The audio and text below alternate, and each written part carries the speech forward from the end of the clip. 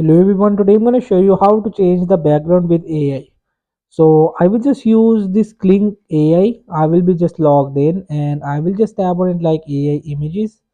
And if I just tap on it, so right over here I will just already create it and like this one project. So I will just give them prompt futuristic cityscape at sunset with flying cars. So if I just change it like change the background of this futuristic cityscape into night lights with flying cars. So I will just tap on it like generate for it. So let's see how it's working. So you will have in a queue, please wait it when it's done.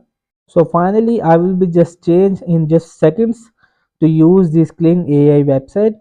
So in this way, you will have to change the background with AI help, and you will just guide in description to create what you makes changes in the video or images. So it will automatically changed. So hope this video help you. Please don't forget to like and subscribe and get notified for more videos.